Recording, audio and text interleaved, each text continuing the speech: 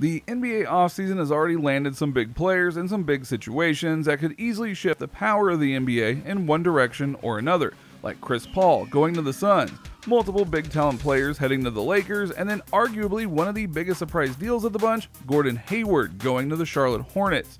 This deal seemingly came out of nowhere, and many are wondering how it's all going to play out for those involved, as well as the question of whether he's worth the money that he was given in his contract. Allow us to break down the $120 million deal for Gordon Hayward. Be sure to like the video and subscribe to the channel. Just a reminder about our new giveaway. We're giving away the new iPad Pro or the new iMac Pro. The choice is yours. All you have to do is watch the full video, leave a like, comment the keyword hidden in the video, and make sure you're subscribed. It's that simple. Number 6. Why the deal was so surprising. Before we dive into the various details and behind-the-scenes movements in terms of what was going on with the various teams involved, let's talk about why this deal was so shocking in the NBA world in general. First and foremost, there was some warning that something was going to happen with Hayward because he opted out of his major deal with the Celtics, becoming a free agent. This is what just happened in LA with Anthony Davis, and many expect him to re-sign with the Lakers for obvious reasons, and many felt Hayward was in the same terms of goals. But that wasn't the case. The other major reason this was a surprise is that no one was really talking about Charlotte getting him, and as we'll reveal, there was a big potential deal in place with another team that could have changed things up even more. So when it happened, it was a shock, and for the biggest of reasons. Not just the money given to Hayward, but the quality of team he's going to. Number 5. Contenders. When you're getting a new deal in the NBA, there are two major factors that usually play into who you sign with. The first is money. Most players realize that they won't go and play for a major contender barring a landscape-altering deal or signing, so they tend to go for money more than anything. However, there are many players who refuse to let the money guide them and rather play for a contender, even if it's just a supporting role. LeBron James, for example, gave up millions to go play for the Heat with D. Wade and Bosh because he knew they could contend. For Gordon Hayward, he's got a lot of money, yes, but now he's on a team that hasn't been a threat in basically, well, its entire history, especially recent history. The Hornets, formerly the Bobcats, are the lowest valued team in the NBA today. Even with Michael Jordan as the owner, he hasn't done anything to make the franchise worth more. He's got some good players on board like Kemba Walker, but couldn't build enough around him to contend. And ironically, after Kemba's contract was up, he went to the Celtics. Now, there could be smaller reasons why Gordon wanted to play for the Hornets, and it's very possible that money was the big factor. It's also said that Michael Jordan personally called him to offer the big deal, so that maybe played a factor in it as well. Still, it doesn't change the fact that the Hornets, even with Hayward and the incoming LaMelo Ball, aren't a big playoff team. They could challenge for the 7th or 8th seed in the struggling Eastern Conference, sure, but is it enough to justify the move? Well, that's hard to say. Number 4. Leaving his coach.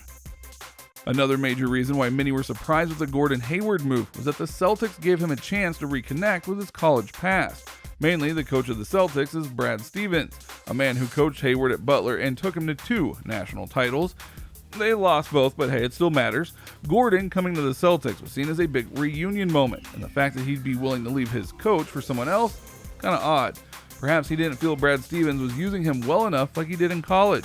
Perhaps the two had a talk, and Stevens made it clear that the Celtics as an organization was one who was seeing his value more in trades than on the court. There are a lot of factors to consider here, and it's sad to see these two break up when clearly more magic could have been on the way, especially with how consistently the Celtics have been playing in recent years. Number 3. The Pacers deal. What isn't a surprise in terms of what went down with Hayward is that the Celtics were more than willing to shop him around to see what would work out both for him and the Celtics in general.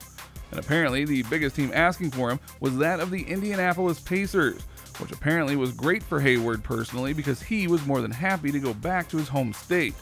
There was apparently a sign and trade deal that was going to happen between these teams in which the Pacers would give the Celtics some players and their totals would help cancel out some of the contract for Hayward when he went to them. The problem? Well, Celtics legend and notorious negotiator Danny Ainge, who is the president of the basketball operations for the Celtics, if you didn't know, wanted multiple players for Hayward, including Pacers star player Victor Oladipo. Pacers president of operations Kevin Pritchard balked at the notion, and trade talks went down after that. Other than that, between the two teams, I always felt like that's very private, Pritchard said of the trade parameters. The one thing we did differently, we talked to our own players and let them know. We tried to be very proactive and extremely transparent when it was out there. Yes, we pursued. It didn't work out. If you can add a player that materially improves you, you have to take a shot. And we're not afraid to take a shot. It hurt a little bit more this time because the feedback was that he wanted to be here. We were probably overpaying in the trade, but we were willing to try to get a special player. Pritchard made it clear that the asking price of Warren and Turner was just too much. We're going to try to improve the roster, Pritchard said, but it can't come at a cost that's so debilitating that it doesn't make sense. We feel like we've had a lot of very good players on the team, and plans to stand pat was a very good plan. There will be a time when there's turnover, but unless it made us materially better, like a no-brainer trade where we were going after an A-list star, we were going to do that. Other than that, it had to be a complete no-brainer. So yeah, things kind of fell through, and Gordon's only other option for going to the Pacers was them paying him about $30 million a year, and they didn't, so to the Hornets he will go. Number 2, injuries. Another factor that makes the 4-year, $120 million deal for Gordon Hayward so curious is that while he has had a very long NBA career so far, his recent years have seen him plagued with injuries. For example, in his first game as a Celtic, after being a highly touted signing, he had a horrendous injury that took him out for the entire season. It was brutal and heartbreaking, but he did come back and he played rather well, including helping the team make it deep into the playoffs on certain runs.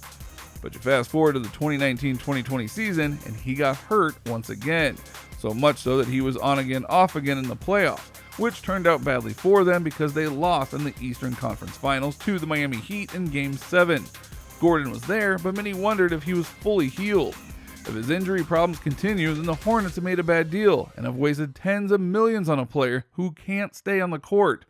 Now granted, it's possible he'll be fully healthy with them, but it's not a guarantee, and usually injuries add up if you have too many within a short period.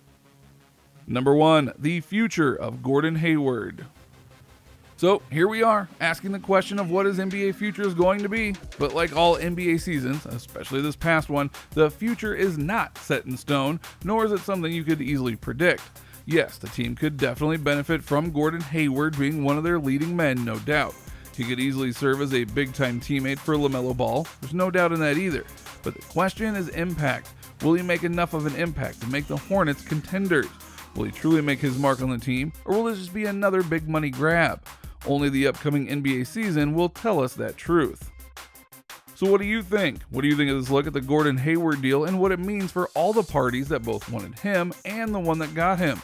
Do you think it was a good idea for him to go to Charlotte? Should he have stayed with the Celtics or hoped they got a deal done with the Pacers? What do you think his prospects are going forward? Let us know in the comments below. Be sure to subscribe, and we'll see you next time on the channel.